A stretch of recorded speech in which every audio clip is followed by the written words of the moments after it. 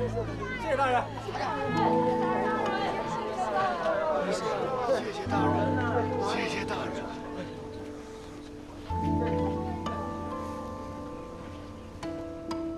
帮他拿着吧。谢谢大人，谢谢大人，谢谢大人，谢谢大人。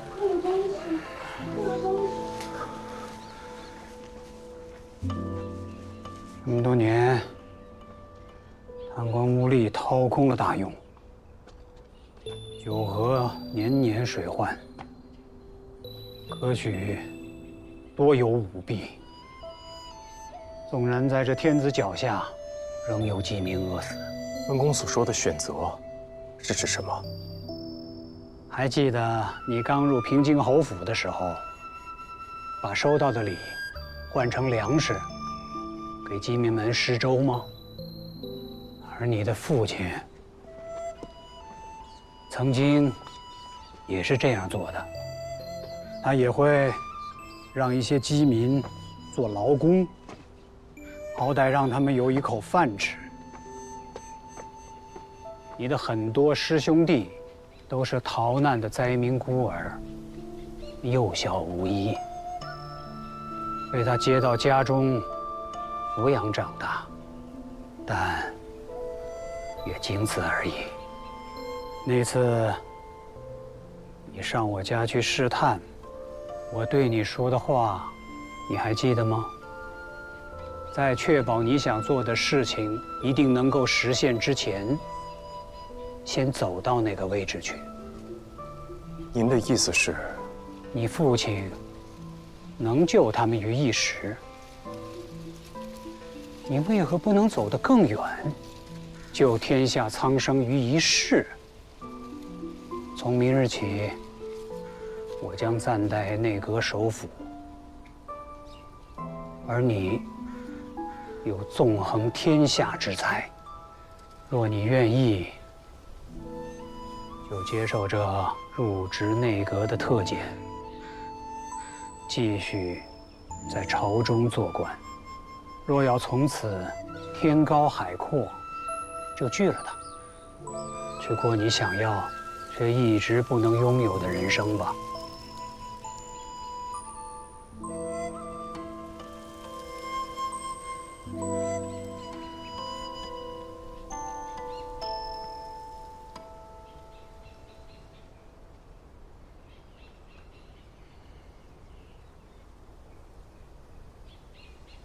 走吧。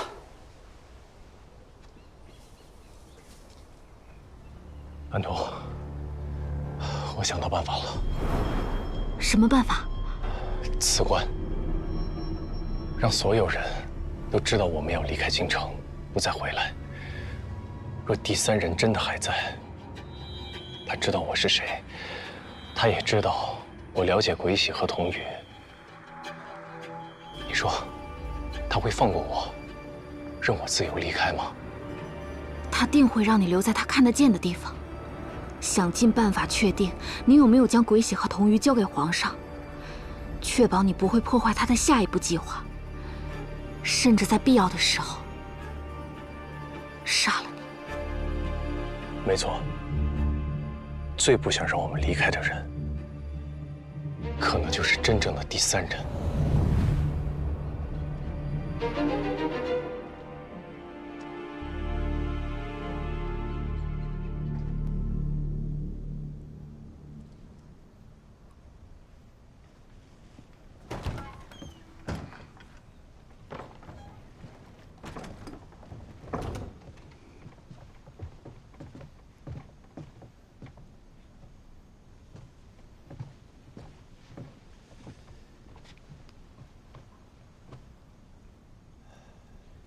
他恳请我留京，并入内阁，助他一臂之力。现如今，挽留我的只有他一人。若他只是爱惜人才，是个巧合呢？无论如何，我都要试上一试。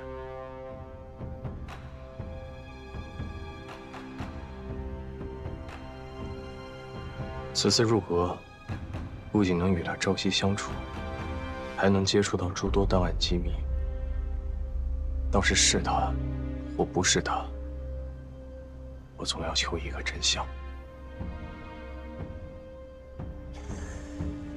师傅那边，你帮我多留意着。即便赵炳文可能是第三人，可是高明师傅，我们连他都要怀疑吗？如果恩公真的是第三人，我在想，会不会师傅跟我一样，也被蒙蔽了？但他们的关系，总归是真的。无论是恩公还是师傅，一切水落石出之前，我确实无法坦诚相待。你放心，我知道该怎么做。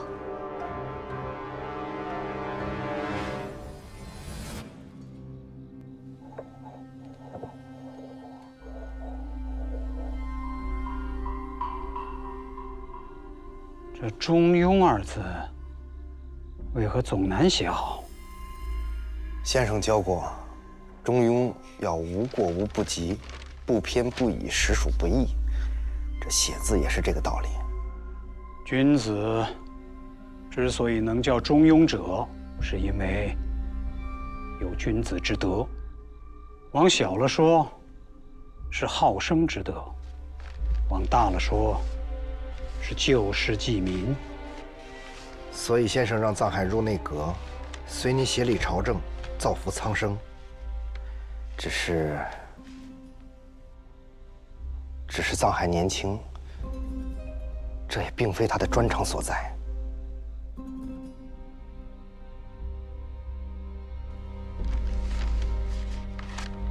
这是你的意思，还是藏海的意思？藏海对先生十分敬仰，这只是我的想法。没什么隐瞒的吧？不敢。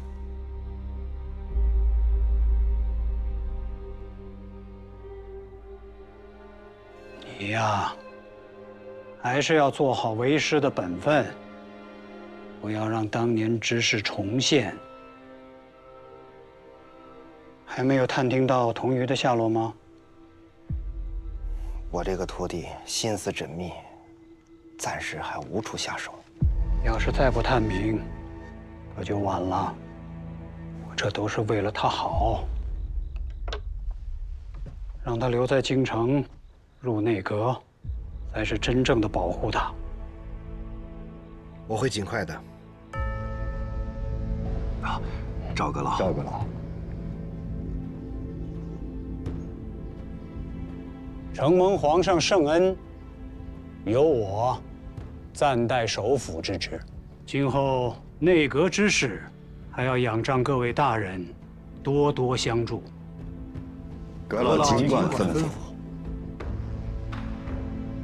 食府之事，朝野哀痛，石阁老弑君尽节，还望诸公记他一志，在内阁恪尽职守，为皇上分忧。是。皇上已允准了藏海入职内阁，日后可参与朝廷的机要事务。藏海，以后内阁书库，你可随意出入。是，赵大人。好了，准备今日议事吧。藏海，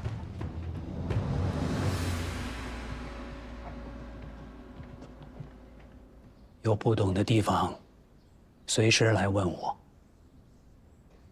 你我之间不必拘谨。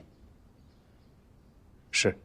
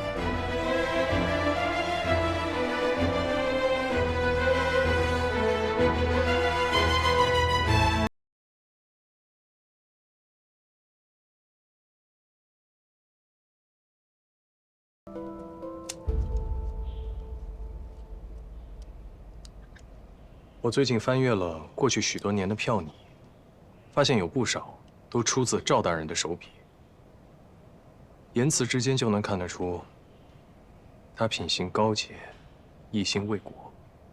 照你这么说，他不仅毫无破绽，反而越查下去越彰显他是个忧国忧民的好官。难道我们真的误会他了？我现在也想不清楚，他是一心想要培养我，还是为了骗取我手上童鱼的下落？能10年如一日的演下去，一定是为了更深的目的。在确保想要做的事情一定能实现之前，先走到那个位置上去。还是得继续查。接下来比的，就是耐心了。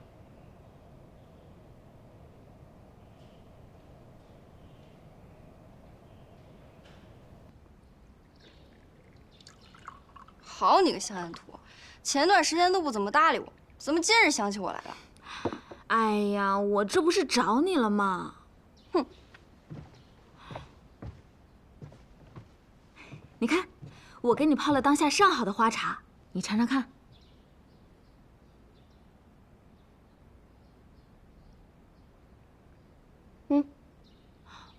我还给你买了香粉。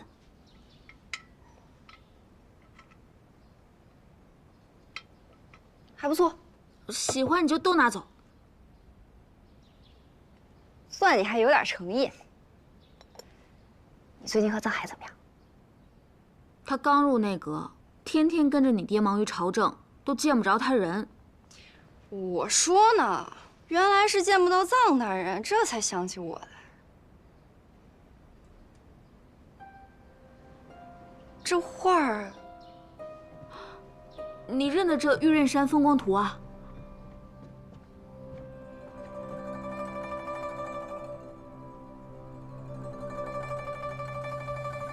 这幅画是我爹的，我从小便见过，怎么会不认得？就是这幅，没错。这画怎么会在你这儿？这画是在石一平的府里，他死后，藏海就向皇上求来了。我爹的画怎么会在石一平手里？算了，不管他。不过这个藏海倒是挺有心的，特意管皇上要来这幅冬夏的画作送给你，省得你思乡心切。对啊，他都没空陪我，送幅画是应该的。好啦，你也别整日闷在屋子里了，走，跟我出去玩去。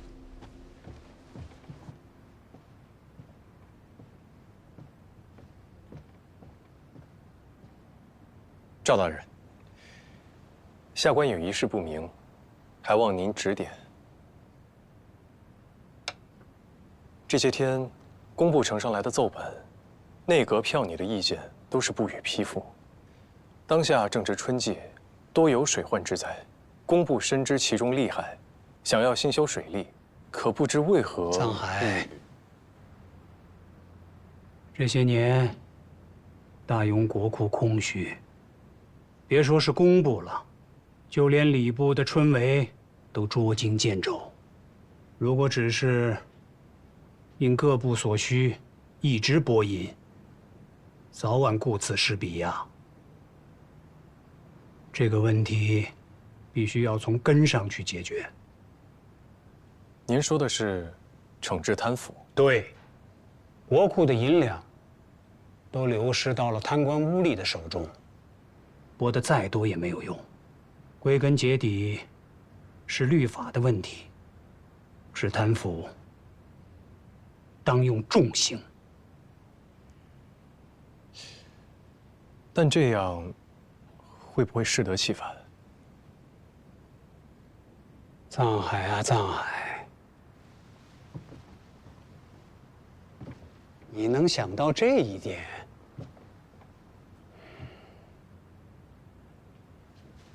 甚好，这也正是我最担心的。朝廷的贪墨之风，多是因官吏们俸禄太薄而无力养家。想让他们不轻于百姓，不是杀几个就能解决问题的。我已经向皇上谏言，将5品以上官员的俸禄提高3成。这笔银两才是朝廷最需要拨的。官足以毕生，食足以起家，得让他们先养家糊口，才能不鱼肉百姓。这的确是一个好办法。但是不是应该先从百姓身边的官员开始？若是国库有那么多的银两，我怎会不这么做？可要越过这朝中诸多大臣，先着眼小官小吏，恐怕就连皇上也办不到。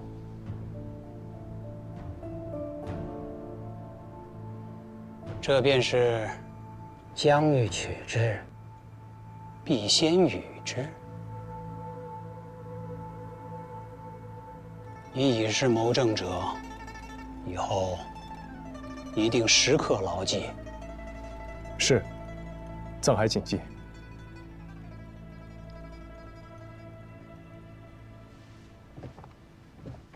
今日童儿过来，一眼就认出那幅画是赵大人的，还问怎么到了咱们这里。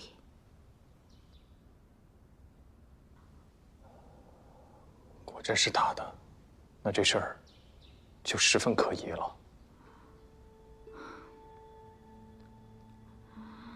我以前从未有事瞒过童儿，今日没跟他说实话，我心里有些不舒服。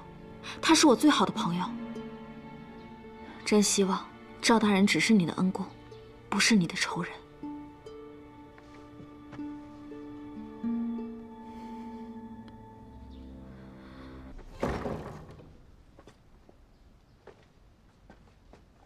大人，大雍学宫自建立以来，所有文书档案原本全都收纳在此处了。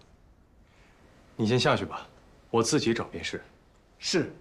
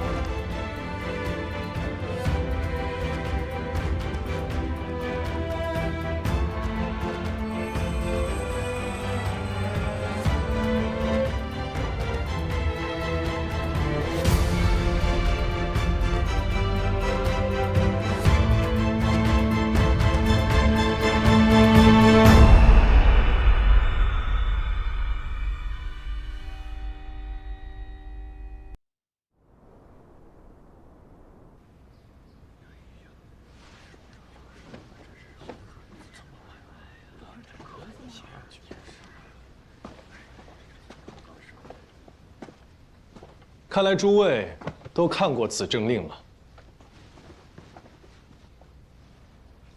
此政令是本官昨夜起草，今日一早便呈送内阁。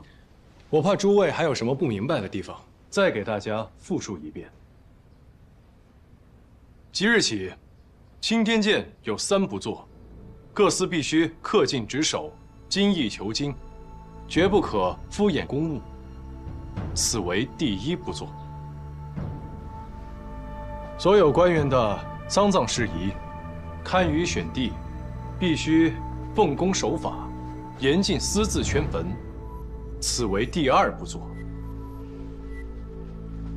严禁民间迁葬与配商，姑息者严惩不贷，此为第3不作。臧大人，你要公布政令，为何不提前知会一下我们这些武官郎？是觉得我们不足以信任吗？我们既然在此为官，那就要识君之路，忠君之事，这些都是最基本的道理，无需商量。看来臧大人的话不是空穴来风啊。没错，我是听到了一些流言，说钦天监侵占果农良田，为官选坟，甚至害死平民女子，为达官贵人配商。不知各位可有听过？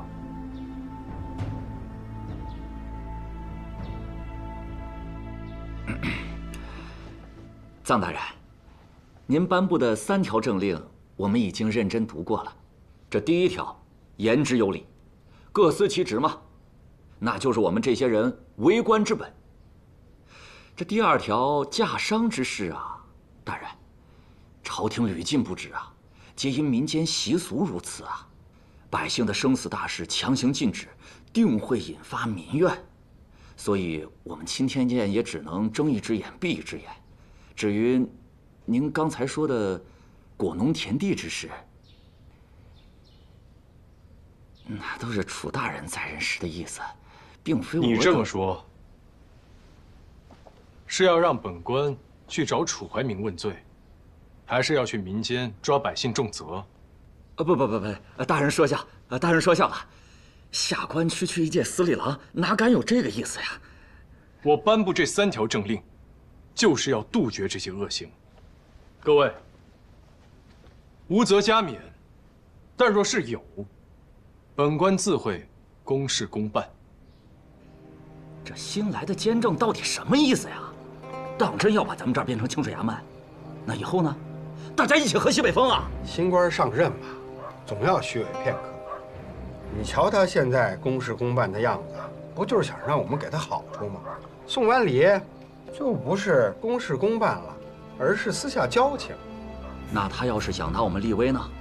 这卷宗里面如果说有我们俩以前的记录，这真要被他查出点什么？你怕啥？你让他查去，我早就处理好了。他要敢惹到咱们头上来，我管他是谁的人。这个监正不懂事儿，自有懂事儿的人来当。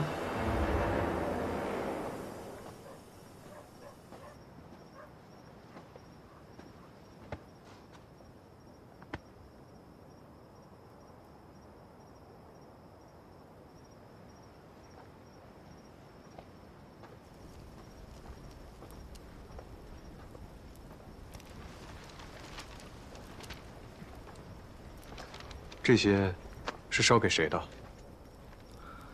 回大人，楚怀民在流放的路上死了。你消息倒是挺灵通的。我们监后司每天和死人打交道，和死有关的事情总会第一时间知晓。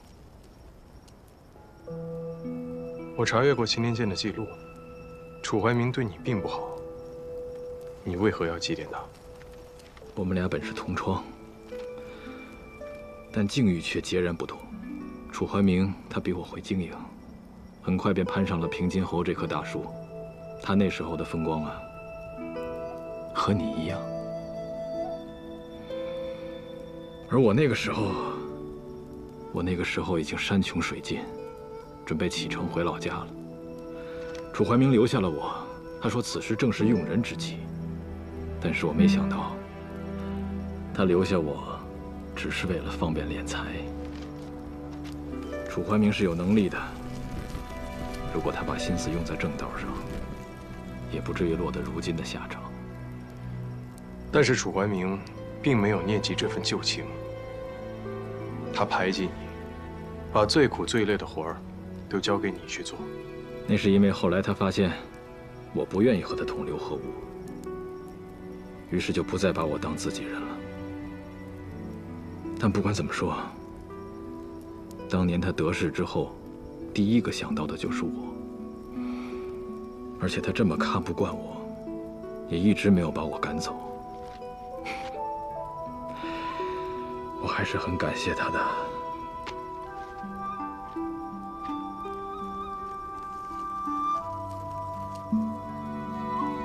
这些信，我可以看看吗？反正都要烧了，大人请便。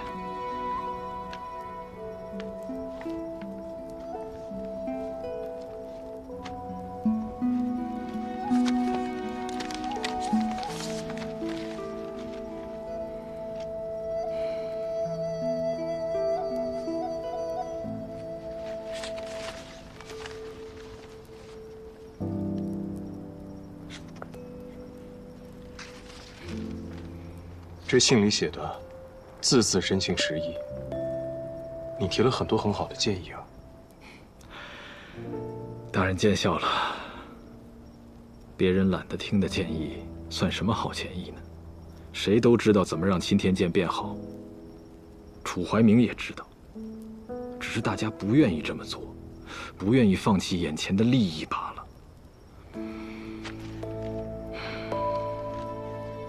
怀明啊，现在我把这些信烧给你，你在下面好好看吧。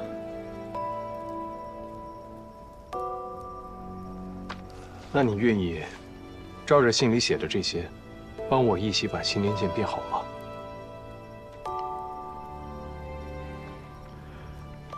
若不是今日见大人颁布政令，我还真不知道大人说的是不是真心话呢。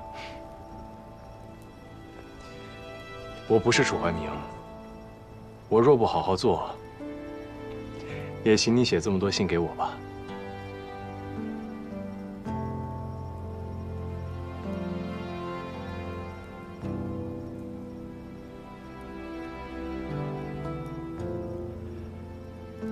都听大人的。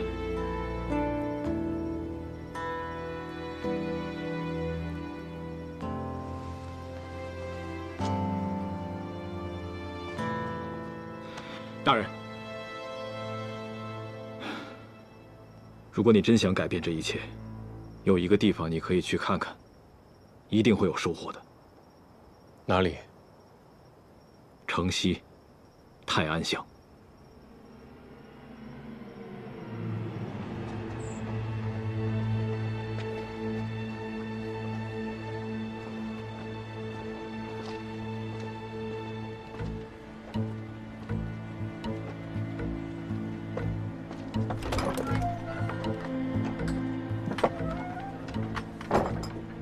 常大人，我妹妹她怎么样了？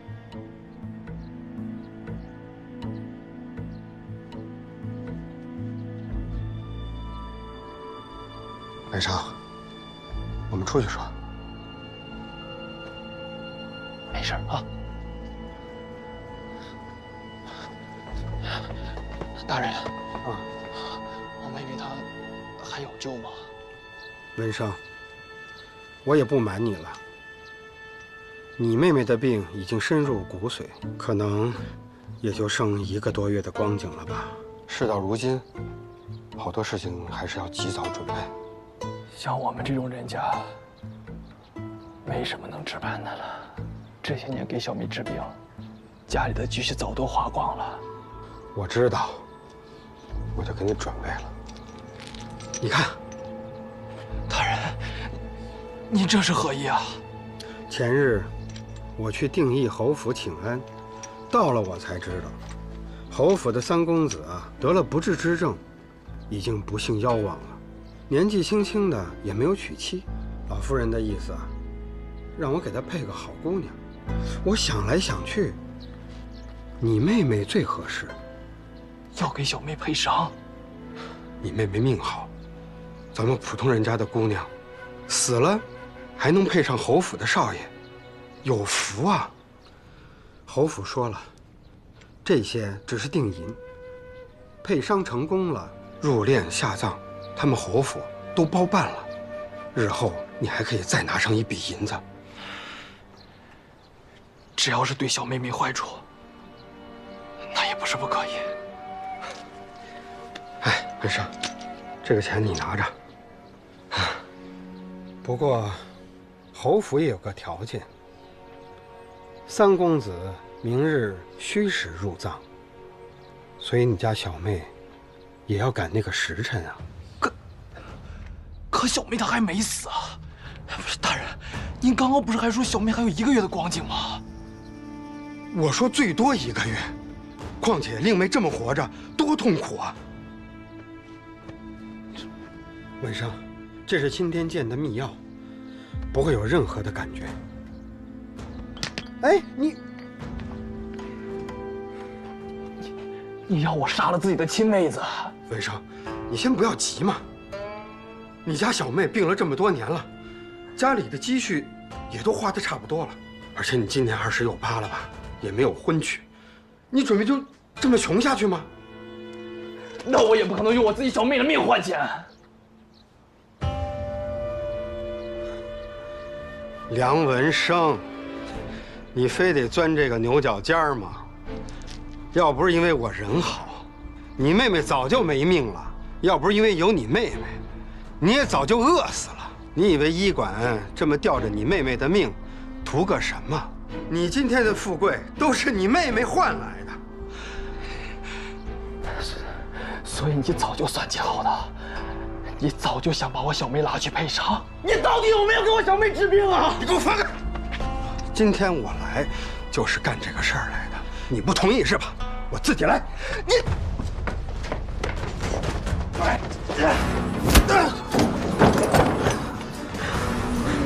刘卫生，侯府看上你们家梁小银，是你们家祖父让马路停业，你不是抬举你。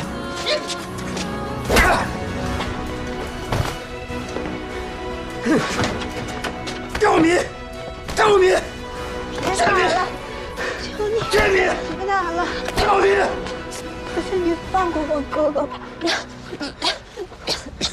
不知好歹的东西，我一个唾沫都不会给你留。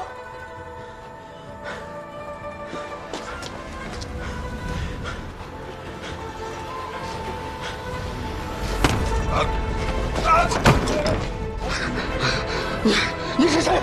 你是谁？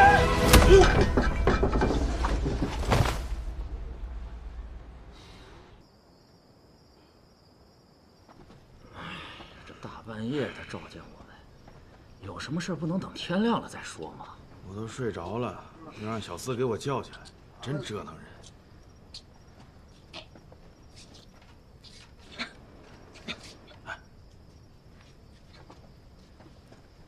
大人，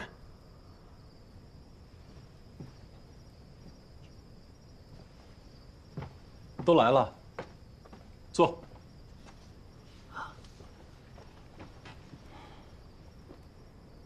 诸位，知道他是谁吗？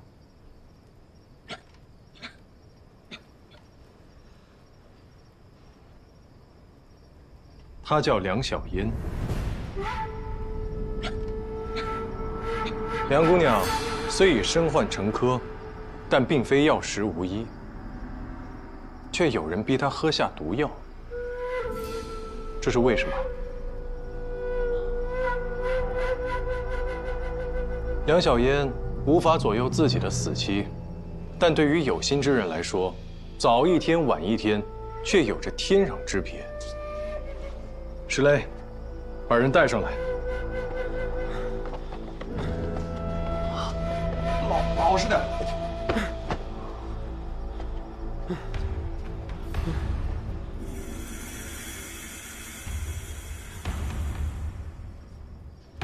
这些，就是常无医这些年做的勾当。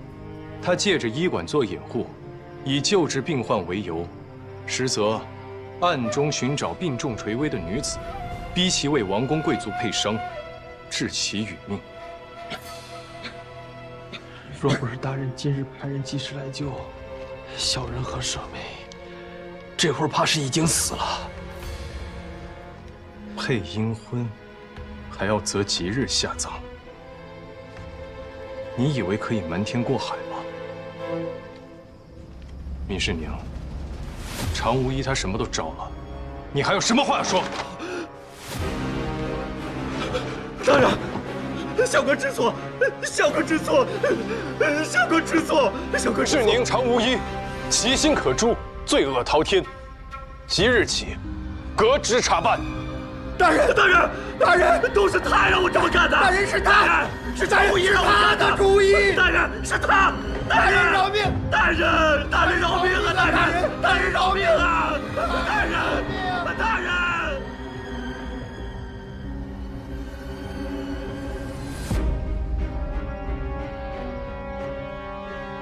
我这里还有一份名单，里面有许多人，都跟着他们贪赃枉法、任人唯亲。今晚我就待在这里，等你们主动来向我坦白罪状。说得早的，酌情处罚；若是不说，被本官彻查出来，那就不是他们几个的事了，而是整个青天剑的事了。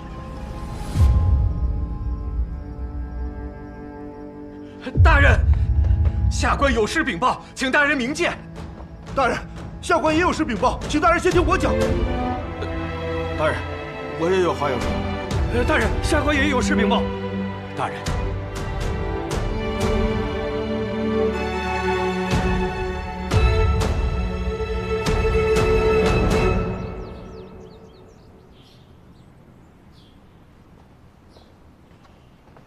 二公子，先生，我刚去见了侯爷。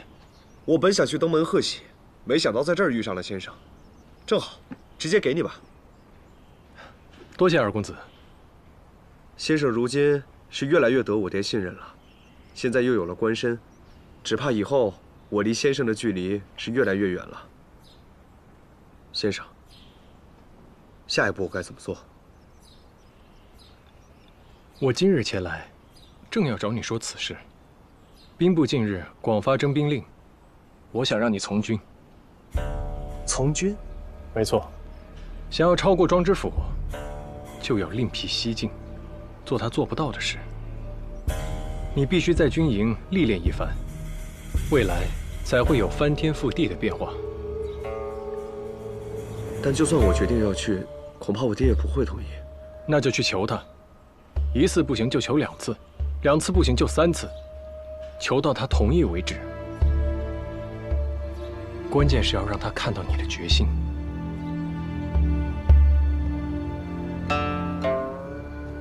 是。来来来来，哎，搁这儿，搁这儿，搁这儿，这，放这儿。哎，哦，放这儿啊，好好，可以可以可以。哎，对对对，这个是在这儿啊，好好。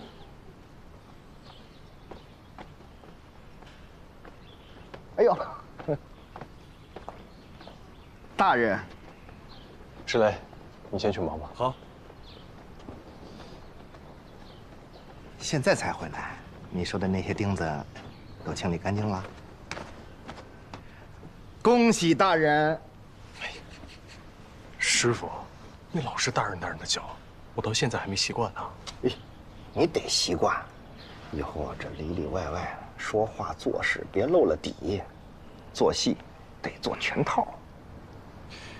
知道了，高管家。那就请大人再给我涨点月钱呗。这还要问我要啊？这里上上下下都归你打理了。那你说我打理的是不是很好？小海，这里是你家，怎么说我也得让你住得更安心一些。多谢师傅，但这不是我家。好，好，好，你就把这儿当成我的家，是你歇脚的地方，行了吧？小海，只要有亲人朋友在一起，在哪里，哪里就是家。走走走，今晚好好喝一杯。走，还可口吧？不错。我特意安排后厨给你做的。给我们石雷吃点核桃补补脑。那你得多吃点。我吃饱了，这虾不错。可以吧？喜欢多吃点。现在小海在，我相信今天剑肯定会变成原来的样子。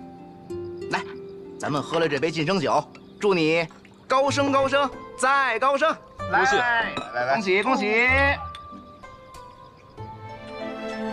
哎，那咱们是不是可以直接参平津侯一本，然后再参曹敬贤一本，把他们恶行全告诉皇上？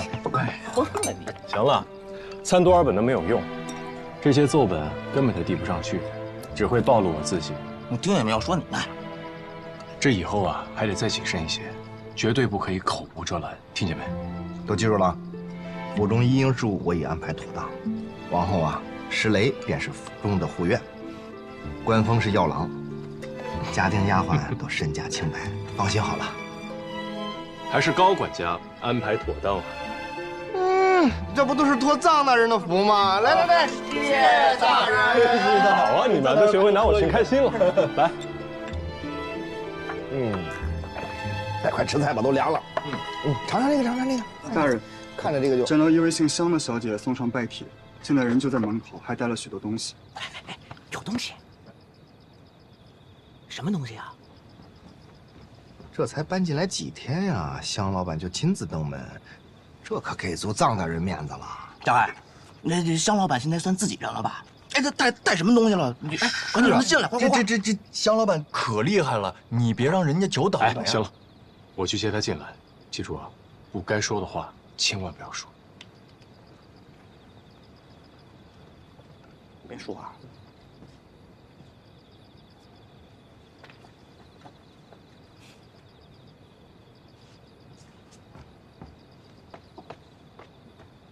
臧大人可不像刚来京城的时候了，方才我差点连门都进不来。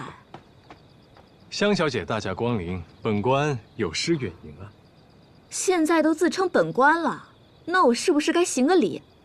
香小姐，千万使不得，您可是我的贵人啊。要行礼，也是在下行礼。东西都放这儿吧，出去等我。还不带我瞧瞧你的新宅子？请。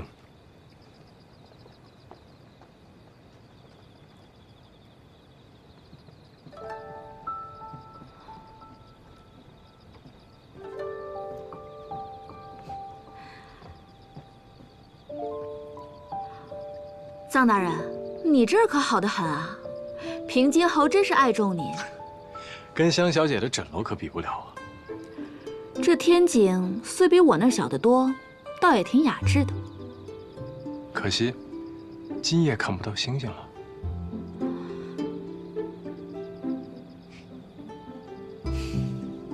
怎么感觉他跟回自己家似的？这宅子我都没好好逛过呢。哎，你就一点没看出什么来？看出什么来？哎，你俩别在这打哑谜了，赶紧看看送的贺礼是什么，能不能收？快去！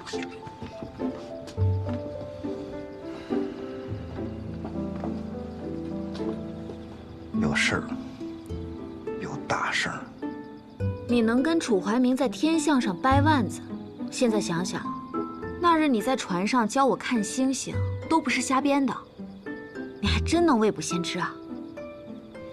不过是些古人的经验之谈罢了。若是楚怀民在抬头看天之余，也能低头看看地上，常怀一颗敬畏之心，那他也不至于输得这么惨。他的本事也不都是虚的，只是没能守住做人的那颗心。你还真是个好人呐！那以你的堪舆本领，岂不是事事都能逢凶化吉？古人曾说：“知天意，逆天难。”很多时候，就算我们知道自己会发生什么，也还是无法阻挡。可是发生在你身上的都是好事啊！我之前还感叹你在短短几个月内就做成了侯府首席幕僚，现在才过去多久，摇身一变就变成了五品大员。如果没有香小姐的帮助，那我现在的结果恐怕完全不一样了。哼，那日在船上你还说每次我们见面总没好事。那香小姐现在还想不想常常见到我呀？怎么不想？我巴不得你多来枕楼花些银两呢。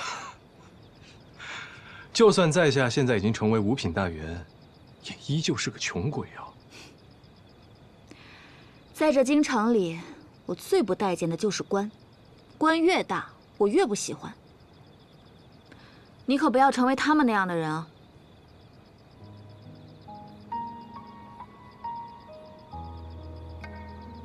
怎么，要发官威了？香小姐说的，让我想起了一些话。什么话？有人曾经跟我说过，当了官，坐上马车，就会懒得走路，就再也下不来了。听着有些道理，不会是你自己说的吧？谢谢香小姐提醒，藏海谨记。你还挺听话的。今日不知香小姐前来，招待不周，不如回园中一起喝一杯。跟他们喝酒没意思。你若是想喝酒，以后来八珍阁找我。我今日前来，除了祝贺你上任，还有件事想问你。请讲。那儿在船上，你有没有什么话想对我说？香小姐眉若细雨，眼似星河，这个不是寻常女子可以比拟的。那我问你，你想不想常常见到我？回答不上来了。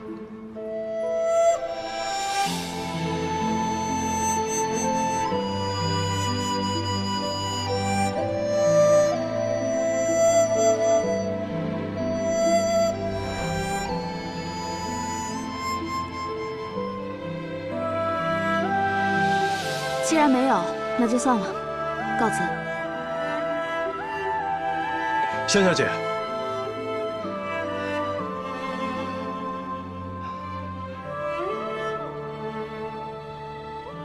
容我想一想。我现在还没有办法回答你。这得多少钱啊？看看这小萝卜须正常。什么萝卜胡说八道，这是人参。哎，小海，你快看，这么大的灵芝我都没见过。这香老板太阔绰了吧？哎，还有这酒，上等的好酒，到时候啊做成药酒，给你好好补补。小海，香老板送来的这些东西啊，都是一些不会受人以瘪的礼物，看来他很替你着想啊。他这么快就走了？你们俩聊什么了？他提醒我不要在官场上弄丢了自己。就这些啊？没聊别的？对啊。完了，我们来京城还是来早了。师傅，此言何意啊？行了，不聊这些了，吃吧吃吧。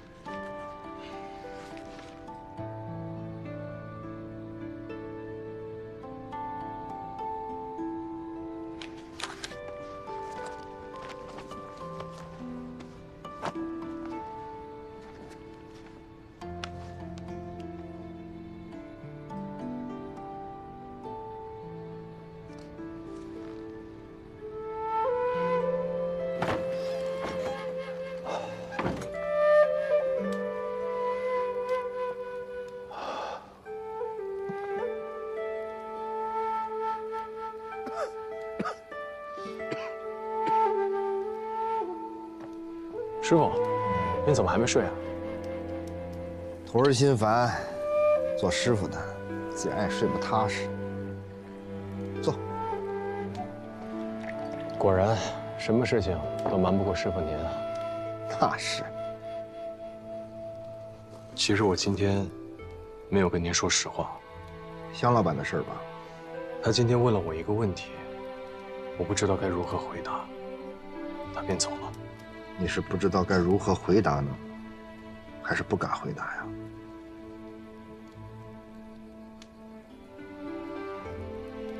哎，你六处师傅也不在，有些东西为师也教不了你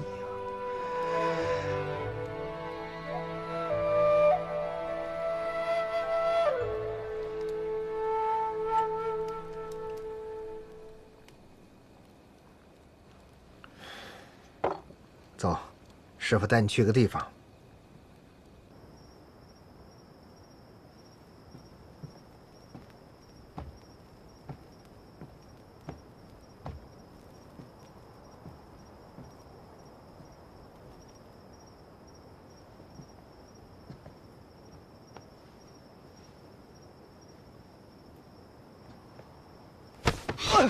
父亲，是我啊！怎么是你？怎么了？儿子有件急事，想找父亲说。钱的事儿，找你母亲就可以。不是钱的事情。儿子想从军。为什么？儿子梦到娘亲了，娘亲在梦里一直流泪。我问他为何哭，他什么都不说，只是打我。娘亲对我一定非常失望，她失望这些年来，我每日花天酒地，根本帮不上家里。父亲，儿子内心无比羞愧。所以你就想要从军？很久以前，娘亲曾对我说，她希望我成为父亲那样的人。这么多年，我都执迷不悟。昨夜惊醒之后，我想了很久，娘说的对，我不能再让她伤心了。从军可和你平日小打小闹不同，风餐露宿，金戈铁马。你以为这是儿戏？且不说大军开拔，光是喂马都能把你喂死。父亲，父亲，请父亲给儿子这个机会。武军营正在征召新兵，儿子私自做主，已经拟了名册，不显露家世，以庶民身份从军，请父亲允准。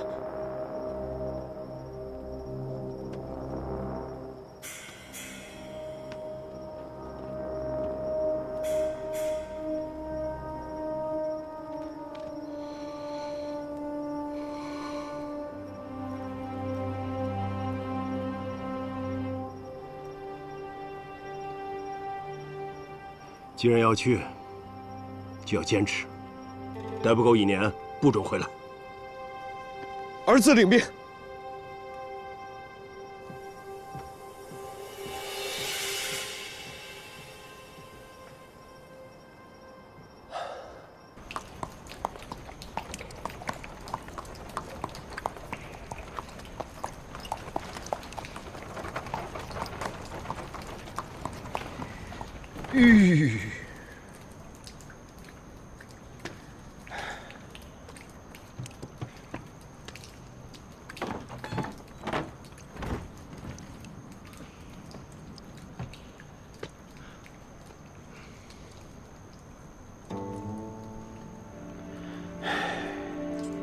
灭门案后，这里变成了凶宅，一直空置着，被人遗忘。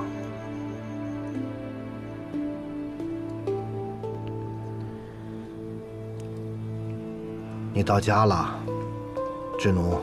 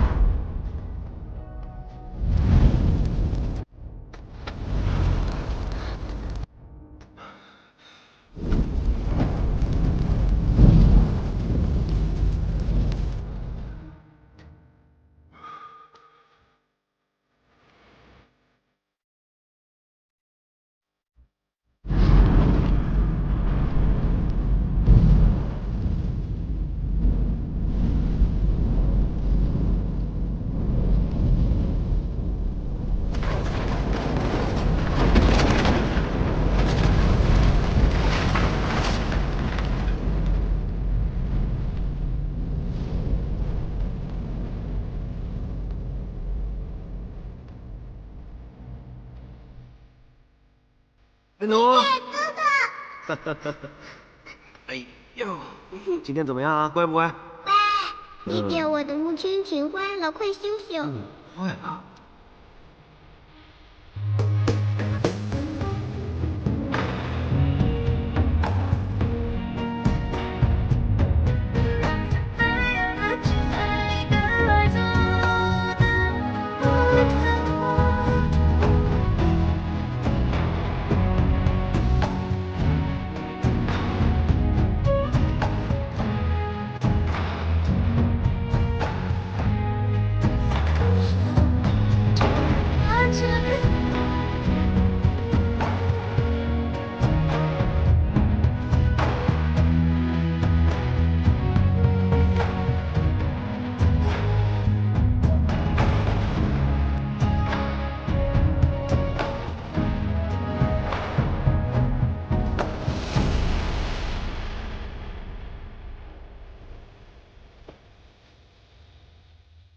这映射的痛，可有一丝喘息的出口？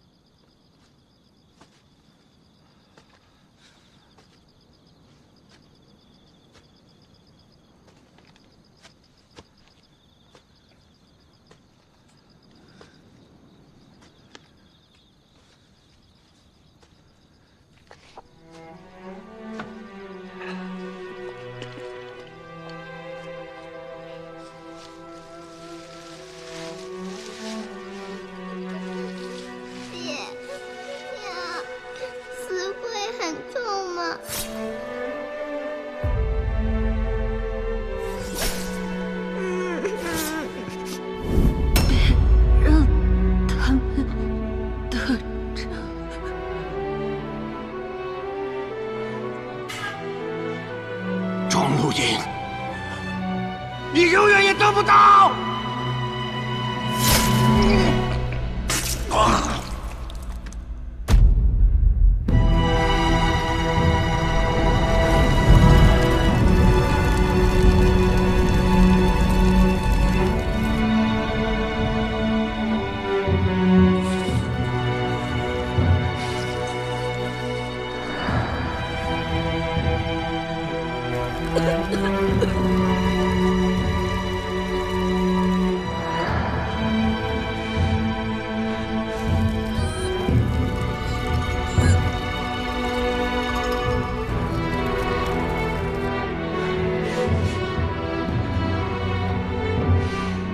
爹，娘，请保佑孩儿一定上了品级号。从东夏回京带着信东西，乖，不要若持有此我自己犯的错，谢谢。娘，孩儿不死。活在这个世上的每一人，你不想杀无辜之人，天以后可曾奉与你家哥哥？最怕的不是你，只能是我先去，也无法报仇。如果不能报仇，还不如死啊！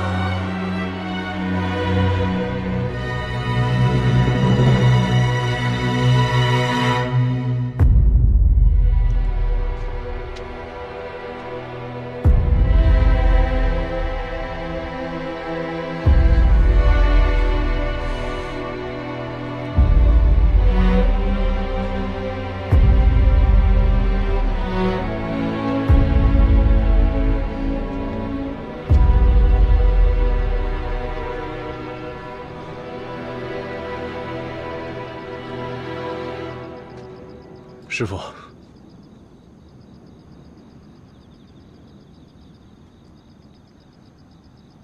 掀开伤疤，面对最不愿意回忆的一切，自然会让你想起心中的恨。当然了，你也可以选择淡忘它。你还年轻，人生不过刚刚开始，一切都由着你的心。唯独不能迟疑。